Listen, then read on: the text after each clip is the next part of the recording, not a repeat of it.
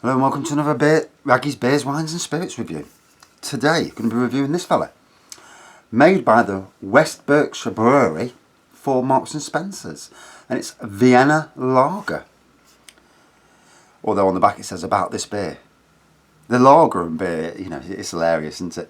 This amber lager is brewed using toasted Vienna malts, which give it a deep, rich, biscuity note and lovely hoppy sweetness. 4.7%, so good strength for a lager. Obviously, for Marks and Spencer's, you do pay a premium. You know, it's $2.50 a can, or 3 for a fiver when it goes on offer. When? Although I don't think much things will be going on offer at the minute because there's enough panic buying in the world as it is. So, amber pour, white head. Good lacing on the nose.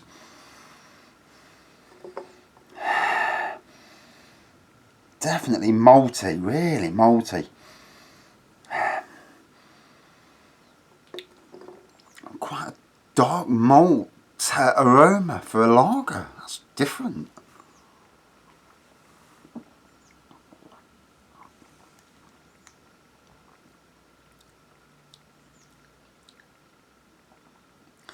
And I'm definitely getting the biscuity flavour of it, as well as malts.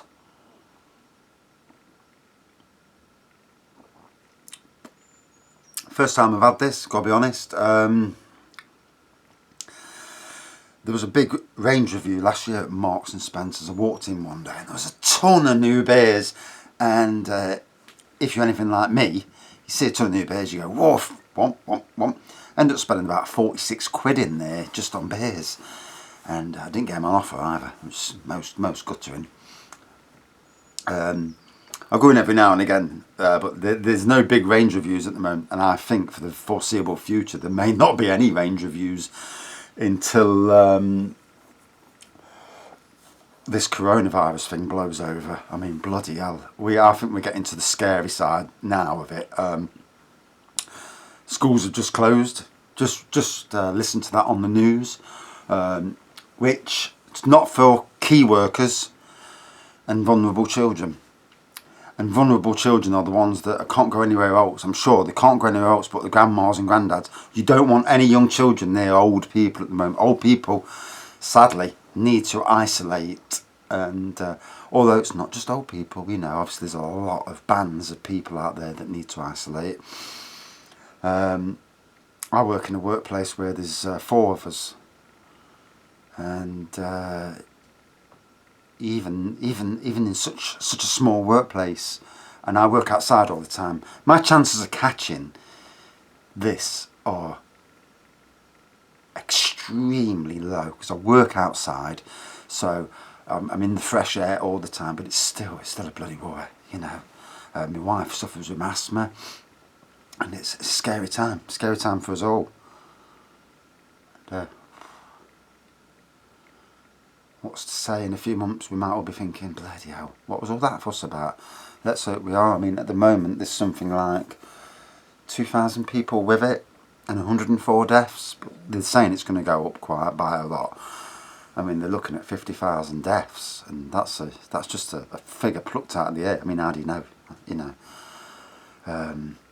Let's hope somebody comes up with something, a way of beating it. I've just done another video, and for me now, hand sanitisers across the country, they can't get them. If you're a brewery now, if you're a brewery watching this, you're going to lose money because obviously people aren't going to your pubs. Start selling hand sanitisers, stop making it.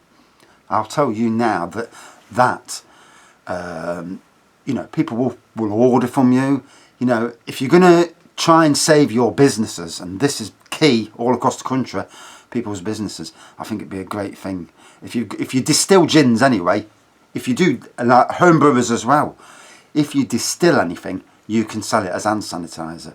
60% distilled spirit will kill off coronavirus. Does it kill it in drinking it? Got to be the next step in asking that question. If it kills it on the outside, yes. Bleach kills coronavirus. But surely you can't drink bleach. 60% vodka. If that kills 60% distilled spirit rather, if that kills coronavirus on the outside, does it do the same on the inside? You know, sometimes the simplest ways of beating something is, you know, sometimes it's not just a case of not everybody in the country can drink 60%, but if I get the bloody symptoms, I'll find somebody, a home brewer out there who's got an air still or some sort of distiller, and get them to bloody knock me a bottle off, you know, because if there's, you know, just to protect yourself and protect my family. If I find out that one of the family's coming down with them symptoms, I'll say to them, drink this shit, you know.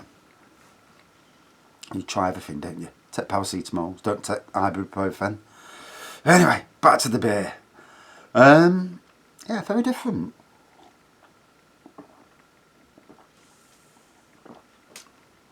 I'm not mad keen on biscuity aromas and tastes, I've got to be honest. But it's nice. You understand where it's coming from. It's trying to bring lagers out from the base lagers, you know, the Carlings, Fosters and all them, and get people to try something new, to expand your range. A lot of people are very stuck in their ways, and the craft generation has pushed it out a bit. A lot of people won't drink lager at all. But I'll tell you now, beer drinkers, this is very unrecognisable from a standard lager, which is a good thing.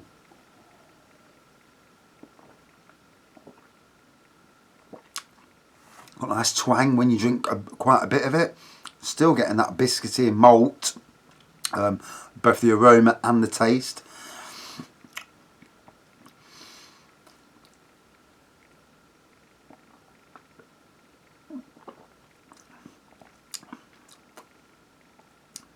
Not bad at all.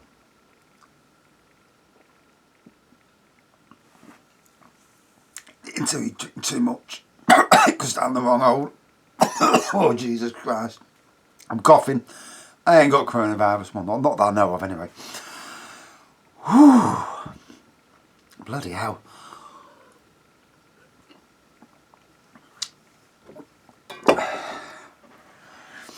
And ever since they've said going back to that just a second, ever since they've said, don't scratch your nose, don't scratch your face, I'm itching like a twat now because I'm scratching my face all fucking day long. Although I'm sanitising my hands, scratching like that, because it's on your mind. And I'm sure I'm not the only person amongst everybody who now is so bloody paranoid when they get a sniffly. I mean, I've got a little bit of a sniffle.